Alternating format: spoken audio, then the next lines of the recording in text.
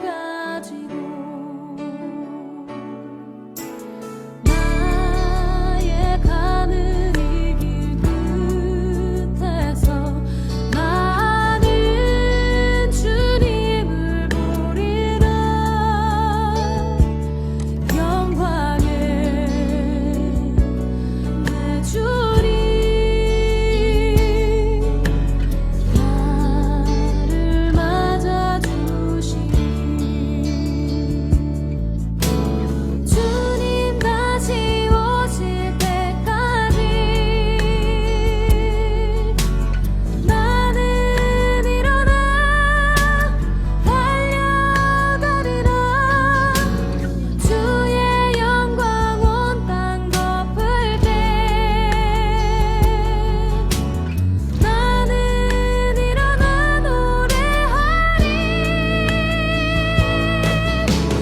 내 사모하는 주님 온 세상 구주시라. 내 사모하는 주님 영광의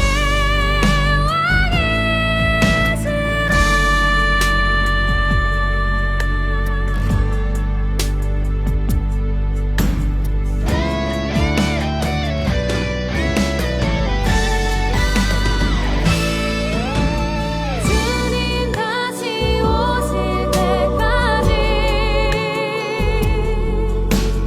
나는 일어나 달려가리라. 주의 영광 온 땅 덮을 때 나는 일어나 노래하리.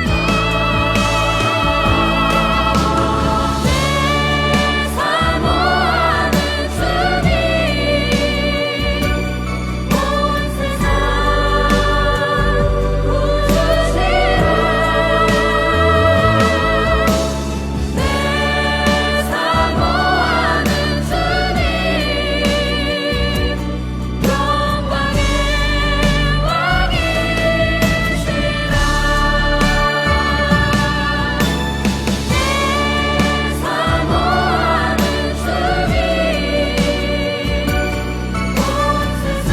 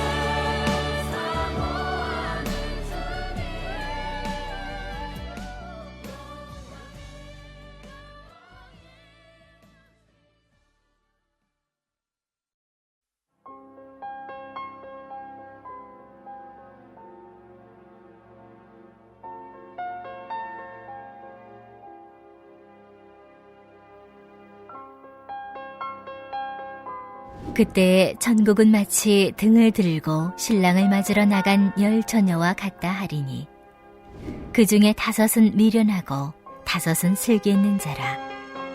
미련한 자들은 등을 가지되 기름을 가지지 아니하고 슬기 있는 자들은 그릇에 기름을 담아 등과 함께 가져갔더니 신랑이 더디옴으로 다 졸며 잘세. 밤중에 소리가 나되 보라 신랑이로다 맞으러 나오라 하매 이에 그 처녀들이 다 일어나 등을 준비할세. 미련한 자들이 슬기 있는 자들에게 이르되 우리 등불이 꺼져가니 너의 기름을 좀 나눠달라 하거늘 슬기 있는 자들이 대답하여 이르되 우리와 너희가 쓰기에 다 부족할까 하노니 차라리 파는 자들에게 가서 너희 쓸 것을 사라 하니 그들이 살아간 사이에 신랑이 오므로 준비하였던 자들은 함께 혼인잔치에 들어가고 문은 닫힌지라. 그 후에 남은 처녀들이 와서 이르되 주여 주여 우리에게 열어주소서. 대답하여 이르되 진실로 너희에게 이르노니 내가 너희를 알지 못하노라 하였느니라. 그런즉 깨어있으라. 너희는 그날과 그 때를 알지 못하느니라. 아멘. 예수님께서 제자들과 함께 감난산, 올리브산이라고 부르는 곳에 오르셨습니다. 올리브 나무가 많이 심겨져 있는 산입니다. 높이가 800m 정도 되는데요. 서쪽으로 보면 예루살렘 시내가 다 보입니다. 그리고 저쪽에 성전이 보이고요. 그리고 그 옆으로는 이제 예수님이 걸으실 비아 돌로로사, 십자가의 길이 보입니다. 그리고 저 뒤쪽 반대쪽에는 동쪽, 나는 부활이요 생명이니 나를 믿는 자는 죽어도 살겠고 나를 믿는 자는 영원히 죽지 아니하리니 바로 나사로야 나오너라. 나사로의 무덤이 보이는 곳입니다. 이전까지 무슨 일이 있었나요? 예루살렘 입성 후에 예수님은 성전 정화를 시작으로 온갖 전투에서 승리하셨습니다. 예수님의 권위를 의심하는 자들, 온갖 지식으로 함정을 파던 자들, 칼과 피가 아닌 말씀으로 승리를 이끄셨습니다. 22장 46절, 한마디도 능히 대답하는 자가 없고 그날부터 감히 그에게 묻는 자도 없더라. 화 있을진저, 화 있을진저. 거기에 한술 더 떠서 성전을 가리키며 말씀하시죠. 돌 하나도 돌 위에 남지 않고 다 무너뜨리라. 예수님의 마지막 확인 사살까지 완전한 승리를 확정지은 것 같았습니다. 제자들은 상당히 고무되어 있었을 겁니다. 아, 바로 승리란 이런 것이구나. 그리고 감람산에 올라왔습니다. 예루살렘 시내가 한눈에 다 보입니다. 감격스러운 승리가 기억나는 곳들이 곳곳이 보여요. 그리고 뒤로는 심지어 죽은 자를 살리신 나사로의 무덤이 보입니다. 제자들은 잔뜩 들떠 있습니다. 예수님께 묻습니다. 어느 때에 이런 일이 있겠습니까? 제자들은 어쩌면 제자들의 의도는 우리가 로마의 압제로부터 독립할 수 있겠습니까? 언제? 언제 예수님께서 왕위에 오르셔서 제가 한 자리 할 수 있겠습니까? 라는 속마음이 있었을 겁니다. 그러나 예수님은 엄청난 끔찍한 환란이 올 거라고 말씀하십니다. 예수님의 능력, 권능으로 행하신 일을 보았을 때는 손쉬운 승리를 거두리라고 기대했었던 일부 제자들은 놀랐을 수도 있죠. 예수님이 예화를 드실 때 한 가지 특징이 있습니다. 바로 잘 기억나게 말씀하시는 겁니다. 당시의 지역 상황에 맞게 예를 드시는 건데요. 제자들까지 까먹지 않게 깊이 기억하게 만드신 방법입니다. 예수님께서 감람산에서 말씀하실 때 광경을 우리 거룩한 상상을 해보겠습니다. 믿을 만한 연구 자료들을 가지고요. 산에서 내려다 보이는 서쪽으로 예루살렘 시내가 보인다고 했죠. 해가 지고 어둑어둑해지면서 이 시내에서 거리에서 불이 켜지기 시작합니다. 그리고 저쪽 주택가에서 시끌벅적한 소리가 들려요. 잔치하는 소리, 즐거운 사람의 소리, 사람들이 시끌벅적한 소리가 들립니다. 올리브산에서 내려다보면 예수님하고 제자들이요, 같이. 그러면 좋을 때다. 우리도 결혼식 보면서 그런 생각할 때 많죠. 예수님이 제자들에게 이제 이야기를 시작합니다. 천국은 마치 신랑을 맞으러 간 열 처녀와 같다. 예수님이 말씀을 시작하실 때에 아마 제자들은 솔깃하면서 흥미로웠을 거예요. 방금 전까지 환란이니 죽는다느니 너무 어마무시한 말씀만 하시던 예수님이 좀 더 부드러운 이야기를 시작하시니까요. 어쩌면 로맨틱한 이야기가 펼쳐질까요? 먼저 제자들은 이미 다 알고 있었지만 우리는 잘 모르는 당시 결혼 문화에 대해서 알아보겠습니다. 당시 결혼 문화는 이렇습니다. 보통 부모님에 의해 결혼 상대가 결정이 되죠. 먼저 약혼을 하면 신랑이 자기를 추억할 수 있는 물건을 신부에게 줍니다. 신부는 이 물건을 보면서 신랑을, 결혼식을 기다리게 됩니다. 잃어버린 동전을 찾는 여인에서도 나오죠. 동전을 주면서 나를 기억해 줄래? 뭐 로맨틱한 음악이 나오면서 곧 올게. 그런데 그 동전을 잃어버렸으니 어떡해요? 난리가 났던 거예요. 파혼 위기까지 갈 수도 있었죠. 그리고 가족에게는 신랑 측에서 감사의 표시로 상당히 큰 금액을 줍니다. 매매혼이라기보다는 그동안 길러준 것에 대한 감사의 표시입니다. 이제 결혼을 하면 언제 올지 모르고 신랑 측 마을에서 죽을 때까지 살아야 됩니다.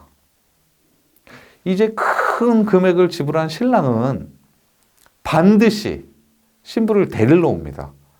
단순 심경 변화로 취소하기에는 이미 너무 많은 금액을 지불한 거죠. 신부는 이제 나는 누구의 약혼자라고 공표하게 됩니다. 이제 넘보지 말라고, 나는 임자가 정해졌다는 것입니다. 보통 약혼을 하면 1년 정도의 준비 기간을 갖습니다. 요즘처럼 DNA 검사가 없으니까 혹시 전에 다른 사람 애를 가진 건 아닌지 시간을 두고 확인하는 기간이었습니다. 요셉과 마리아 이야기에서도 우리는 생각해 볼 수 있죠. 1년여 동안 신랑 측에서는 결혼 후 살 집과 여러 가지 준비들을 합니다. 준비가 다 맞춰질 때쯤에 신랑 측 아버지가 신부를 언제 데리고 올지 결정을 합니다. 이게 바로 아버지께서만 아신다는 거예요. 결혼식을 언제 할지 엄마도 신부도 신랑도 아무도 모르고 오직 신랑의 아버지만 알고 있습니다. 이제 준비가 맞춰지면 신랑과 친구들이 먼 길을 떠납니다. 우리나라에도 비슷한 결혼 문화가 있었어요. 함 사세요. 기억나는 분 계신가요? 마침 함지나비처럼 신랑과 친구들이 신부를 데리러 출발합니다. 신부 측 동네에서는 1년 전부터 초긴장 상태죠. 신랑이 언제 오나? 그런데 어느 날 동네 사람이 헐레벌떡 뛰어와서 얘기하는 거예요. 내가 시내 장 보러 갔는데 신랑이 오는 것 같은데? 그러면 신부 집은 이제 준비하느냐고 난리가 나는 거죠. 환영장치, 또 딸을 보내니까 송별회도 해야 하고요. 물론 결혼식은 신랑 동네에 가서 합니다. 신부는 친구들을 불러요. 들러리 서줄 친구들이에요. 오늘 예수님의 예화에 등장하는 10 처녀들이 바로 이 들러리들입니다. 신부가 직접 신랑을 맞으러 가는 게 아니고 신부는 집에서 잔치 준비를 하고 잘 꾸미고 기다리고 있습니다. 얼마나 설렐까요? 신부 친구들, 이 들러리들은 마을 어귀에 나가서 신랑과 친구들을 맞이하기 위해 기다립니다.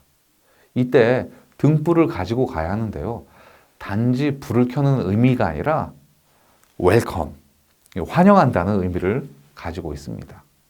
보통 신랑과 친구들은 해질녘에 맞춰 온 듯 합니다. 해가 지면 잔치를 시작할 수 있거든요.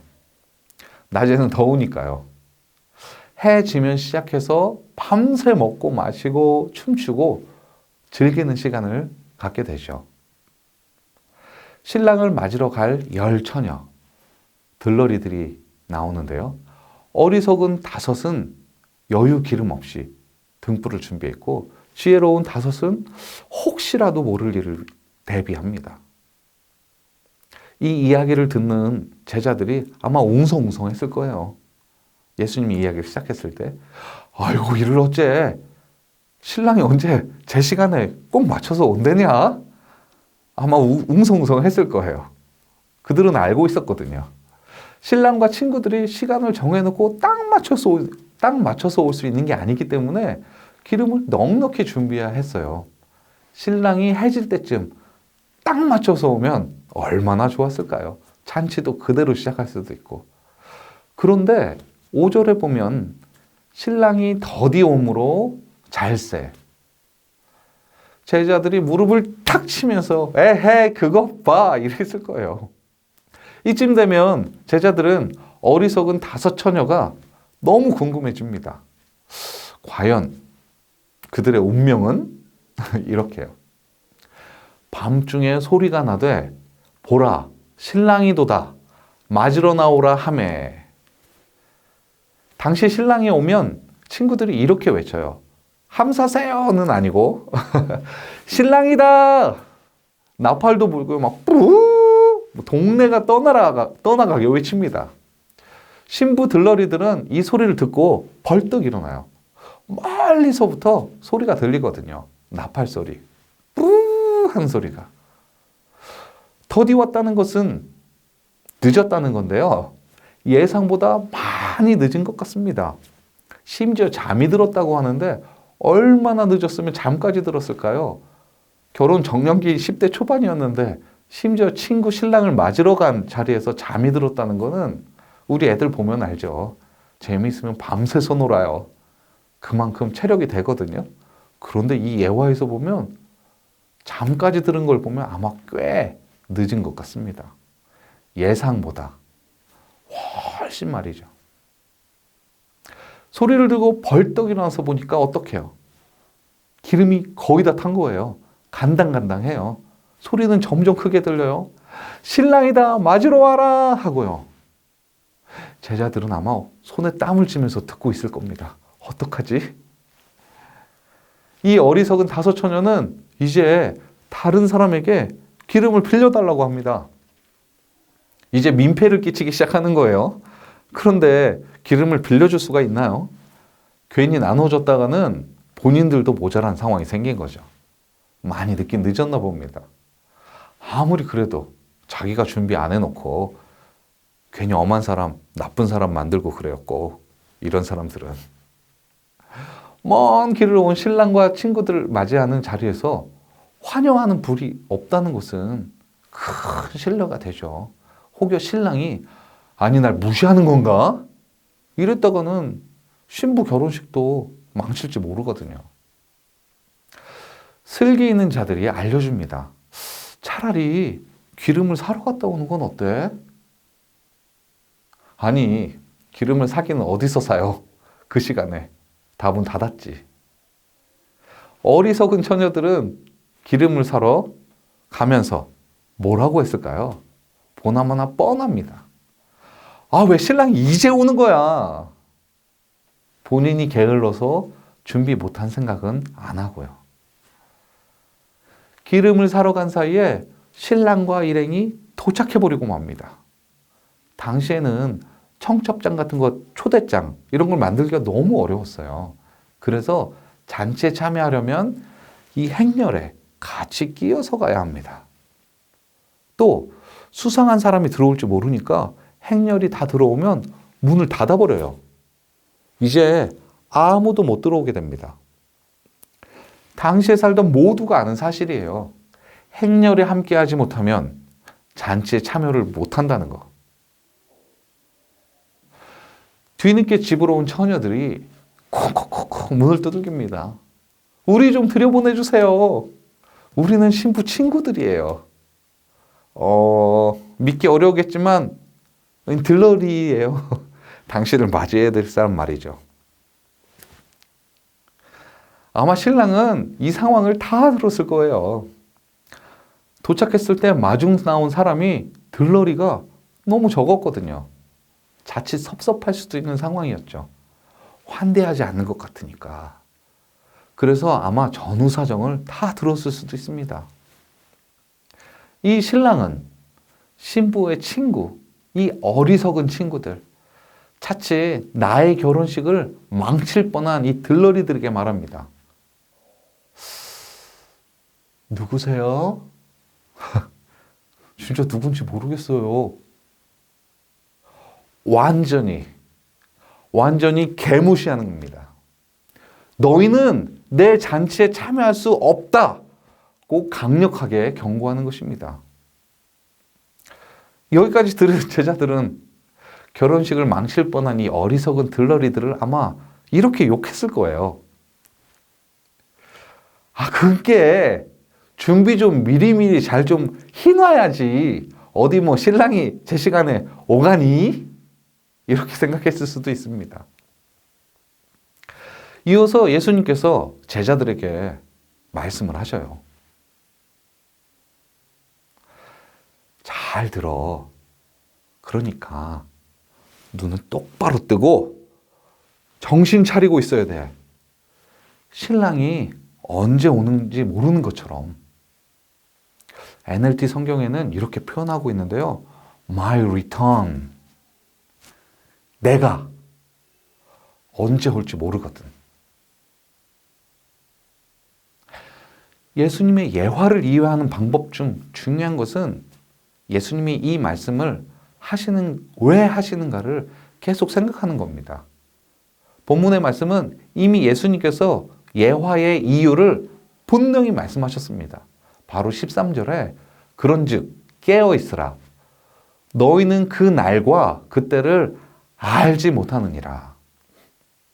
이 말씀을 강조하기 위해서 그 날과 그 때를 알지 못하는 비슷한 예화를 드신 거죠. 당시 제자들의 이해하기 가장 적절한 예는 아마 결혼식 장면이었을 겁니다. 신랑이 오는 때를 정말 아버지밖에 모르거든요. 말씀에서를 보다 보면 각각의 이야기 소재에 대해서 다양한 분석들이 있습니다. 하지만 우리는 주의해서 보아야 합니다. 예수님의 의도와 상관없는 분석이 난무할 때도 있어요. 심지어 한 이단 교주는 자기가 기름이라고 이야기합니다. 자기를 통해 예비해야 된다는 거죠. 예수님께서 이 예화를 통해서 하시고 싶은 말씀은 단 하나입니다. 단 하나. 내가 언제 올지 모르니까 keep watching.